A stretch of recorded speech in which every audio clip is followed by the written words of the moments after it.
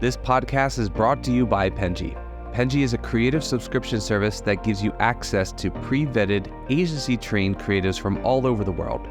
From graphic design to illustrations to social media management and web development, it's all included for one monthly price.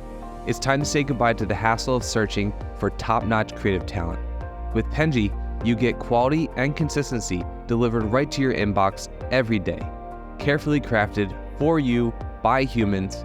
So meet your new creative team today. Head over to penji.co for more and enter the coupon code located within the podcast show notes.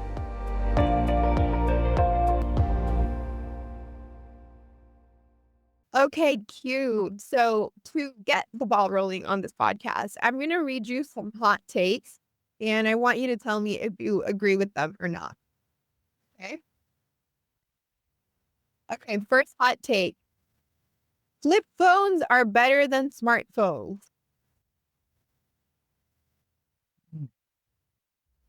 You're talking about the in age, the old ones. Yeah. Agree or disagree? I disagree. I disagree. Yeah. Yeah, I prefer smartphones too. It's just agreeance or not. No, I get that. Next one. Concerts are overrated. Always better to listen to music at home. Oh, that's a trick question. I don't agree. Yeah. Don't want to get canceled for that one either. I don't agree there. The vibe is there. Next question. Next take. Aliens definitely exist. Oh, absolutely. Absolutely.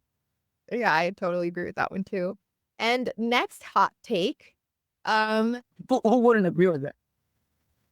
People who don't believe in aliens, I guess. Pineapple does belong on pizza. Yes. Anything you want. Chocolate, whatever you want to put on pizza. It's your pizza, right? But people are always like judging other people's pizzas. Like pineapple's like, it's not, you don't eat it. You know, if I want to put, I don't know, baby food or live pizza. That's true. Exactly. So Well, pizza is not bad. it's not bad. And I like anchovies and all of that. I mean, it's my, if I'm paying for it, I think I should put whatever I want. And then the fact that people made this an issue for years, the pineapple and stuff, there's other ingredients that don't belong there, in my opinion. But you can't judge people based on their pizza choices. You can't. No, I get that. I totally agree. Justice for pineapple pizza. And guys, you heard it. That was Keu Reyes doing our game of hot takes. Did I win or what happened? There was no winning or losing. It was more just like having fun. But I want to win. I would say you won. You didn't have any bad answers. So It's a little confetti-ish. That's cool. And welcome Keu to the Fully Managed podcast. Welcome everybody watching and listening. This is where we talk about marketing, we talk about business, and we assist all of you with your business journeys. And you know me, Daniela. I'm the host, and today our guest is Keu Reyes from SPREAD Agency. I think I already said that. Welcome, Keu. How are you doing? I'm so excited to have you today. I am doing amazing. Yeah, out here because I was trying to get to the office. It somehow it takes me like 3 hours every time, just phone calls and things like this. So but I love it. I love what I do. So it's like every day is like an adventure. I'd rather do this than, I don't know. It could be roofing out there, and putting roofs at 90-degree weather. It's just a hard job. So I'm lucky. I'm very blessed. I'm so happy. I'm so excited to have you. And I am actually really interested in what you guys do at SPREAD. So to get the ball rolling, get us started, why don't you tell us a little bit about what it is, what you guys are all about, everything that we got to know. Wow. Well, I couldn't tell you everything, but I could tell you a lot. Well, and the reason is because we do basically SPREAD. It's an agency. I'm going to put this in a way that's easy. It's an agency that has groups of agencies. It's like a conglomerate, right? So we have a section, for example, that's called Spreading Love. That's part of Spread, but it's its own company. And what we do is we help nonprofits raise funds. So that's all that group does. We have another group that is Spread Dental. And all we do is we deal in the dental industry marketing from everything you can think of in the dental industry. Then we have a niche under that is pediatric dental marketing, which is where we go even deeper into dental marketing and doing marketing for just pediatric dentists. Because I believe that that's where the key is in being really specialist on what you do. Like, don't be a doctor that takes care of all the ailments. Be that brain surgeon. That's what we try to do. And we actually have Spread Politics, that we help political campaigns, and we have to help political people that are in politics. And we have a lot of good traction there. And a lot of those I can't really talk about because we do a lot of also covert kind of stuff. We create content that sort of influences a lot of things in government and politics. And those are very, very sensitive because it's hard to explain, but it's just things that we do that can sway people's opinion. And you know what? It's not about being right or wrong, because some things I don't agree with, but the job is to do that. So that's what we do at Spread. We do an array of things, from top secret stuff to, helping your kids go to the dentist. Yeah, I know. I saw that when I went to your website, I saw that you guys were talking about children's kids marketing, dental marketing. I think it was so interesting to me because it's such, I guess, we have a phrase in Spanish that says "valga la redundancia," which means, like, I guess, it's such a spread out thing, which I think is very fitting for the name of Spread, because you do a wide range of things. What I was curious about, and the first question that I actually have for you is, how did you actually make this into a collective structure? How did that actually happen? And how did you get so many different kinds of things to be a part of this one thing? Yeah, that's been a work in progress. I think it's always evolving. But what became to me very stressful was, so we do a lot of international work. And a lot of our work, we can't publish. We can't market ourselves with the stuff that we really do. So I needed to be out there without necessarily to show.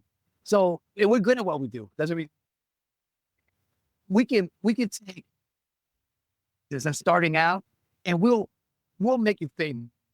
Do it the right way, the wrong way, the easy way, the hard way. We don't judge on what your level of risk, your risk tolerance is. This actually it's called shock. Right? And shock, supposed to spread, is when you want to say, hey, I got 6 months worth of budget here. It's fairly, I'm up this eventually. I have nothing to lose. We can take that desperation and turn it into a winning, and we've done it over and over, where you have nothing to lose. Let's go all out and let's be controversial. Let's stir the pot. And then these companies have to turn around because of this. So I needed to put all of this in a way that was cohesive.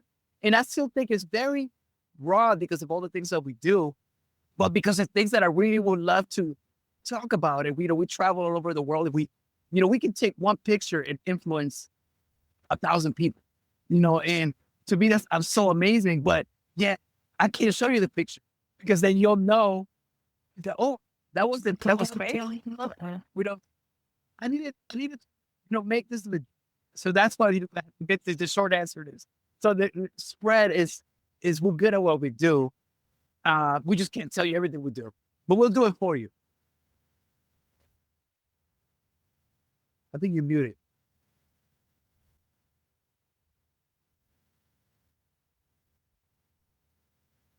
I think you might be muted, Daniela. Sorry. You bit your lips, though. I agree. Even though I'm a good-looking guy, what did I miss your answer? Sorry. I want to be. I'm sorry. I'm not good at this. Okay. They repeat what? I'm sorry. I didn't realize I was muted, and then it just kept yapping. Okay. No, you're funny. I like that. But what I wanted to ask is, I think, you guys do a lot of kind of the branding that you do is very much with kind of building that strong personal brand that you mentioned. I think with the competitive market that we live in today of everybody and their mother knowing and doing marketing, with social media being a huge thing, the internet, AI, all of these different sort of factors that come in. What do you actually do to help people stand out, to differentiate themselves, to be able to sort of see that red dot in a bunch of blues, for the kind of environment market that we have right now?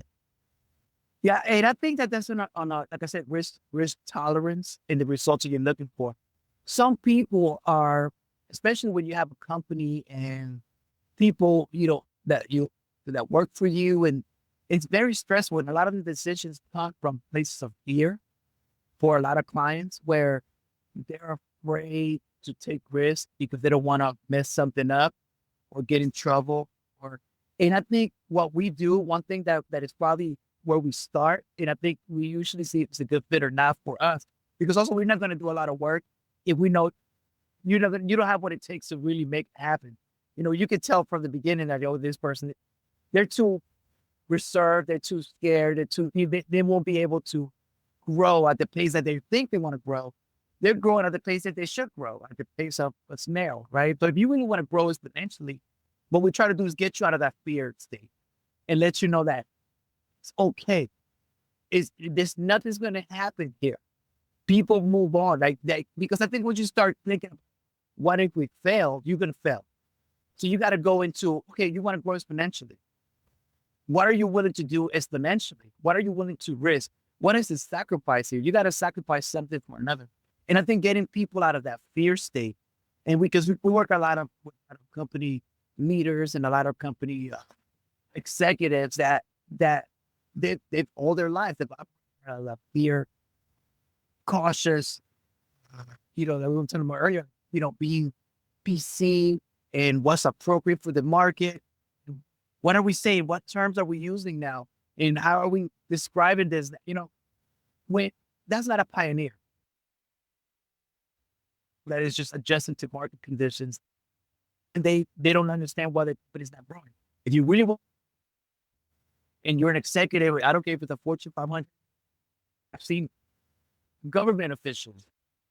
We work with some people in government that they're like, forget it. Let's do it all. Way out. Like, I don't care. And you see when you reach that, not being concerned with people, and you just doing what's right, it wasn't your intuition, quickly in a way that you can't even manage. You're like, wait, whoa, I didn't expect this. In a quick story on, I don't know if Married with Children.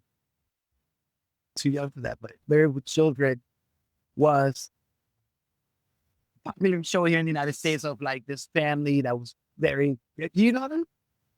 Have you heard of them? Yes, I think I have. Yeah. Okay, go. If no, people can Google them nowadays. But basically, this family was all crazy, right? They were like, they were just dysfunctional. And at the time on TV, you never saw all the families on TV were, proper families with moral structure. Yes. And here comes this family, just like people were outraged. Like, what? Like, how can they? But this is what happened with that show. That show started as a family show, as a nice, beautiful family show. And then they were going to get canceled because it wasn't doing well. So I guess the people behind that, and I'm getting the story mixed up because there's a lot of stories behind it, but from what I hear, is that they're like, we have nothing to lose. Let's just destroy this family, and they destroyed it in the most perfect way ever, that it just became a hit for years. And from there, you have people like the Simpsons, that Bart Simpson was outraged. Like, oh, he said cowabunga, he's skateboarding. And people were outraged back then, like, oh, a cartoon doing that? And now it's nothing. That's so nice. Computer was out there now. But what I'm saying, if you're not in that edge and you're not pioneering new, you're just living other people's crumbs. Someone invented that, now you're using that. Someone invented that, now you're using that. Well, say, where's your place? Where's your company's place in this? And if your company wants to be a leader is not using other people's things. A leader is creating new things. I don't care if you're selling donuts. If you're selling donuts and all your donuts look like the other donuts, like, then you just have a donut shop. Now, if you want to be the leader in the donut world, that people are like, man, these donuts, this is what's up. You gotta do like cream. Yeah, exactly. Krispy Kreme. And even then, I think they stop evolving, right? So I think someone that comes with Krispy Kreme and does it up, maybe do a different shape of donuts. Maybe your donut shapes like this, or what, now you're talking about people go like, oh man, and I think that's what we help companies with, is before they start working, like you were saying, talking about execution, before we start executing, why are we doing this? Because you can do a lot of work that sits in your computer. That's beautiful, great. So it doesn't help the company that you did it. And, and it doesn't help you. It's just a waste of time. Yeah, maybe you pay some bills with some money that you got from that. But did you really grow? Did you really now? Are you a better artist now? Are you a better person? Are you a better company? Are you able to provide more jobs because your company grew? So now you can hire 100 more people. Are you doing all that? And if that's not your goal, then you probably don't align with what we're doing. Because that's our goal. If your goal is just to, 5 customers to come into your door per day just so you can sell your donuts, it's not. But now if you make, we're making body shaped donuts. These are handmade donuts, like hand shaped donut. We have and now, you can make your own little body with these. Kids love them because you can make your own little body with it. Now you're like, wow, donuts? But then, we're in the future. Now you have Wi-Fi. Oh, we put Wi-Fi on the donuts, and then you can, I don't know. I'm just going off, but you know what I mean? Like, if you're not in that pioneering state, then do not try. Your company is where it needs to be, And if you feel uncomfortable and you want to get out of that, then you got to sacrifice and you got to stop. You got to risk it. You got to take that risk. Yeah, that makes sense. I think a lot of marketing sort of things that I see nowadays are very much trying to be PC, trying to not, like you said, kind of step on anybody's toes.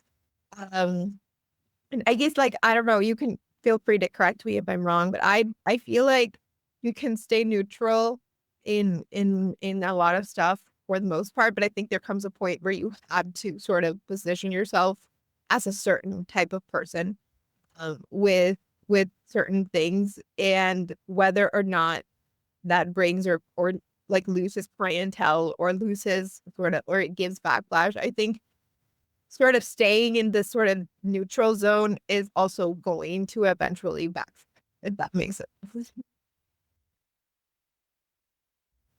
It makes absolute sense, Daniela. Think about this. There's nothing neutral. There's not. I mean, the appearance neutrality is the biggest lie we could tell ourselves. Like, there's a spectrum, and you're never in the middle. There's always something pulling you, pushing you. I mean, there's nothing in the world that is, even in nature, there's nothing neutral. I mean, the ocean is not neutral. I mean, there's tide and it comes and it goes, and it's a constant flux. The universe is constantly moving. Everything in science is constantly in movement. And to think that we can stay still and not go left or right or up or down, it doesn't make sense. For companies that try to reach that neutrality, they end up just being just this bland. They'd be neutral over there where people don't want them. They don't want them. You know what I mean? They're not patronizing. That's where they end up. That's where neutrality takes you, to a place of invisibility where people don't even know you exist. Yeah, and you're just kind of like there. I also feel like I don't know what you think, but I also feel like companies have kind of, I feel like there's a new trend of trying to be woke, but not really. For trends, yeah. Yeah, and I think like regardless of where you fall in a political spectrum, right? Like if you feel like you're more like leaning towards one thing or another, I think there's this sort of wishy-washiness that I sense a lot of times from companies. To give you an example, like I feel like Disney has been doing that a lot with the live action stuff. A lot of stuff has been going down with like Snow White. And to me, like what I see it from, when I look at it from like a marketing perspective, what I think is, okay, um, you want to make these movies about like women empowerment and progressiveness and stuff, but then, like you're getting pushback from a lot of people who think that this is not right. And then Disney kind of backtracks. And then I'm like, well, you're positioning yourself from the get by making a movie with these statements. So my opinion is that if like you are going to make that as a statement, that is the political view that you want to put your company in, you have to stick with that throughout the whole thing and not backtrack when you get backlash from people who oppose that. Because obviously people are going to oppose that. There are people who are not going to want to be a part of that, but you should have been knowing that when you made that choice. Does that make sense? Yeah. And they know it. And it's a great point that you bring, because Disney's a company that has always, been pioneers in what they do. And they try to remain neutral. That's what I was talking about, neutrality. And then once they go and do a little bit of this, then people are outraged. Yeah, they're pissed off from whatever side they're doing, right? Yeah. But you got to see that Disney is not a thief or a person. Disney is a collection of people in there that make decisions. And these people come and go. And these decisions change as people come and go. And then other thing you got to think of is that a lot of these decisions are made on a personal level and not as in society or marketing level. So, for example, I'm an executive there and I got this great job at Disney and I'm making big bang. And I just bought a new home and I got my new car. And my wife got a new car and my kid is in private school. And I'm living pretty much, even though I'm making a lot of money, I'm spending a lot of money. And to keep my lifestyle, it requires this money. And I'm such at a high level that if I was to get fired from here, I'm probably not going to find a job in the next few months or even find another one. So now this is my question. I got to make a decision. Am I going to risk my lifestyle and this money that I'm getting to make this decision by doing the right thing, or I'm going to protect my money, myself by what? Yeah, exactly. So there's a collection of executives that make money expenses.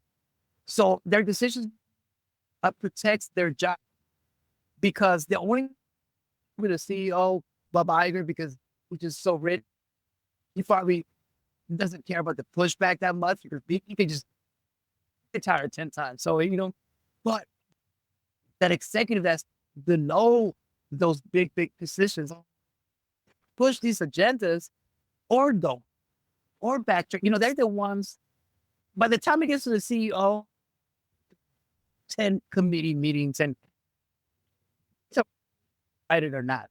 And so that's I'm just explaining a little bit about these decisions are made from, like, let's say fake wokeness or not, or whatever is the new hot thing now that we can embrace to be part of the community. So Disney, they're just people that are afraid, and in one way or another. So they're going to make the decision that's going to keep their house, their mortgage.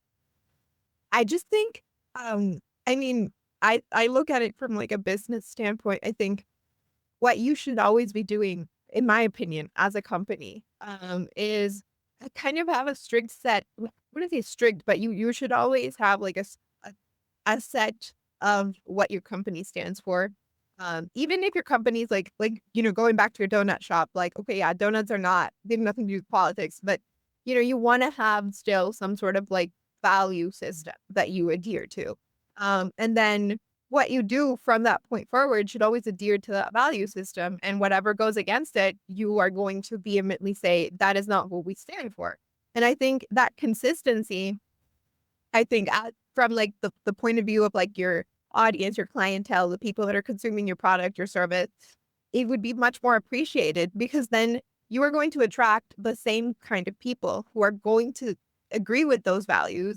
And I just don't think that there's like a way for you to get everybody on your side, or as much, like there's always going to be people who are not going to be okay with what your brand does, who don't like your product, who don't like your service, who think that you're bad, right? So you just want to sort of have that group of community. But I think by sort of backtracking, because you're trying to save face, or trying to, like you said, kind of like all these board members that are just trying to save their dollar, you're actually creating much of a bigger problem, because you're pushing people away, because you're not keeping a single stance, right? Like if you're be on the left, in my opinion, and your political take is going to be like Disney, for example, is trying to take like a leftist political take, and that means they're going to piss everybody off on the right side, right? So that means that's who you're catering to nowadays. And if you want to do it on the other side, that means you're going to piss everybody off on the left side. But in my opinion,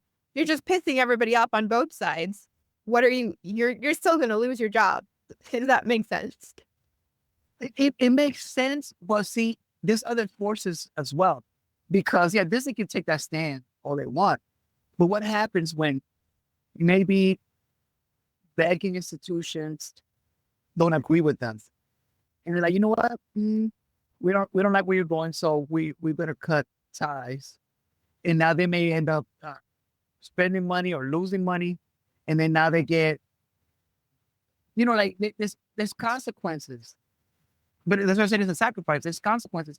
And sometimes when you have board members and people that you have to pay dividends to, and they're like, our dividend check is going down, you're not making as much.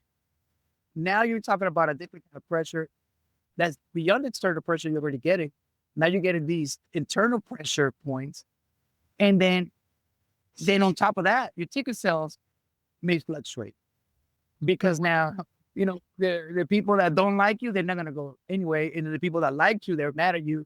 And so it's hard for a company, especially that big, to take political stands because of that. Because if you don't have that core, the core decision makers inside saying, no matter what, we're selling this shit and we don't care. And I know that we're getting shot at and bombarded and cannons are coming up, but we're going to keep going. And I think what happens is they get a couple of shots, somebody fired a cannon. Turn around. Even if the ship is going with circles. Well, look, to even a different, that's political, but also how values change. That when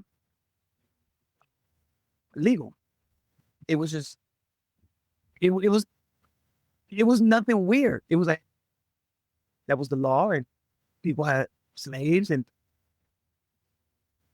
fast forward to now, and we look back, how could this be okay? The moral compass was that was okay.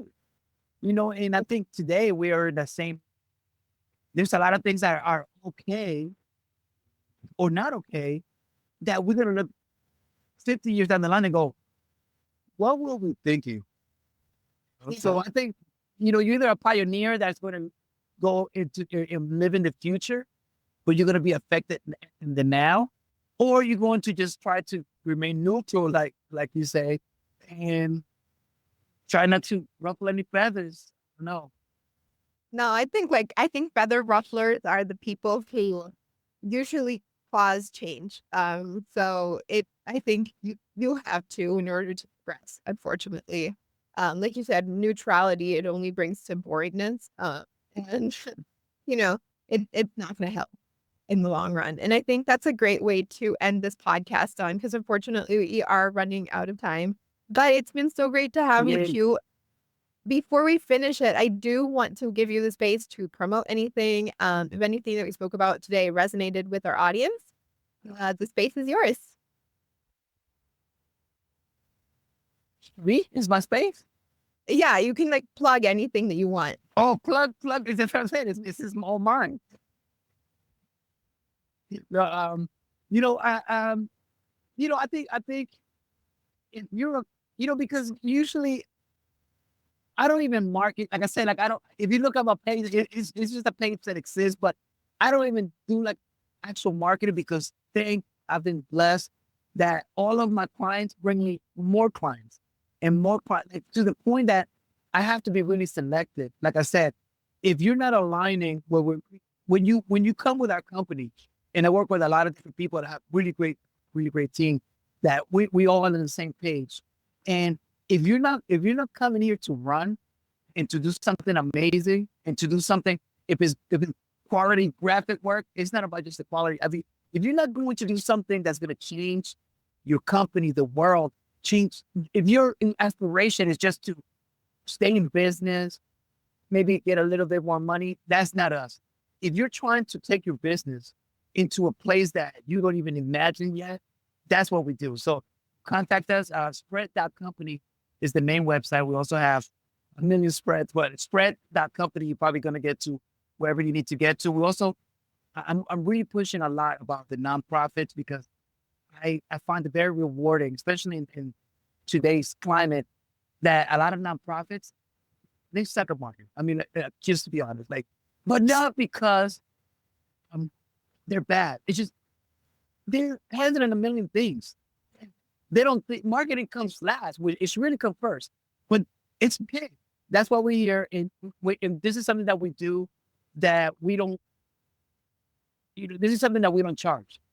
We create win-win scenarios for all, and we help a lot. And obviously, nonprofit has to align with what we believe. We don't like it. If you're about kicking cats, so we're probably not going to work with you. So we're only going to consider companies that align with what we believe the world should be.